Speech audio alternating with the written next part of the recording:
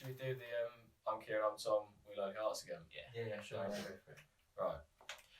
Do you want me to go first? Go on. Yeah. I'm Tom. I'm Kieran. And we're Lonely Hearts. Good. Yeah, I think so. Woo.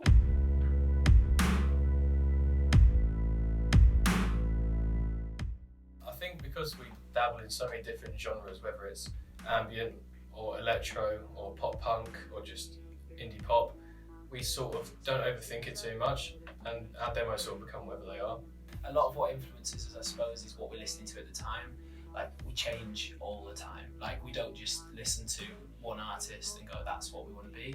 A lot of it is emulating things that we hear, whether it be on the radio, you know, like, we pick things and we'll say, that's the song we want to write, that's the song we want to write. Whatever Kieran's cherry picked out of a Spotify playlist or whatever I've heard on the radio, or do you know what I mean? Like, that's sort of how we operate.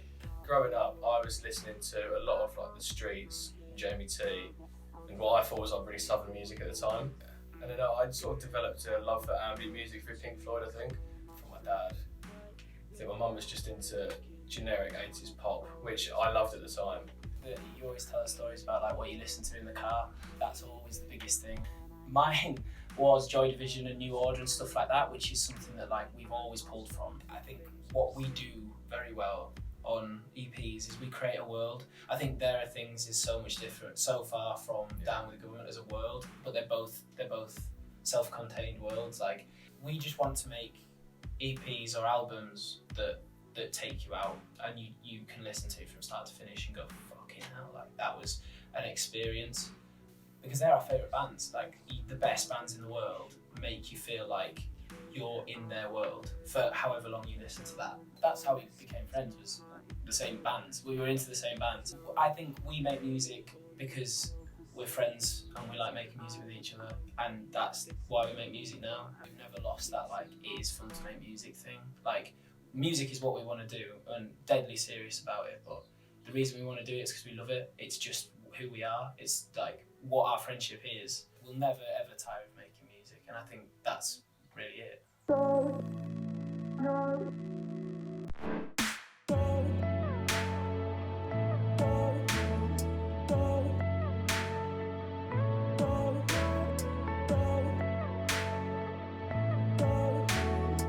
If I hadn't met Tom, I wouldn't have had someone to sort of start a project with.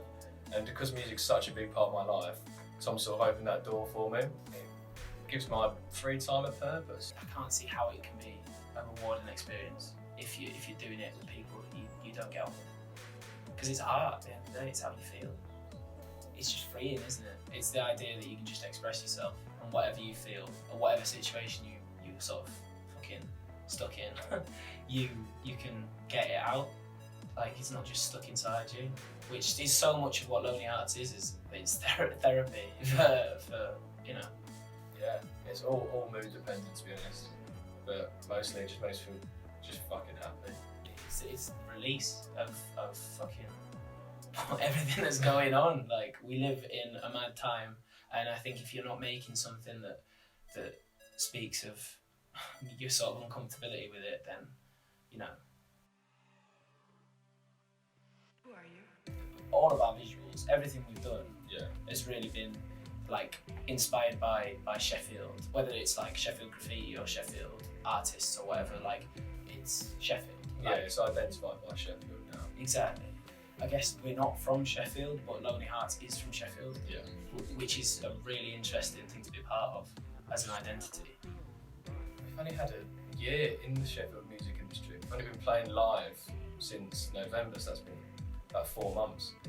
In general, the reaction's been great. We've sort of met a lot of Cool, inspiring people, yeah, just at the gigs and things, which has opened a few doors for us. But at first we were a bit sceptical because Sheffield's obviously defined by Arctic Monkeys, and it's been very well received. Yeah. It's one of them things like Kieran says, like you don't know until you start. Like, we're an indie pop band, but we just thought we'd get lost amongst a lot of other bands doing the Arctic Monkeys thing. It's been a surprise, like a pleasant surprise to find that our sort of music is there's a thirst for it, I guess. And yeah, there is a scene. Like, there is still a scene in Sheffield, definitely. Should we do the interview now? I don't know.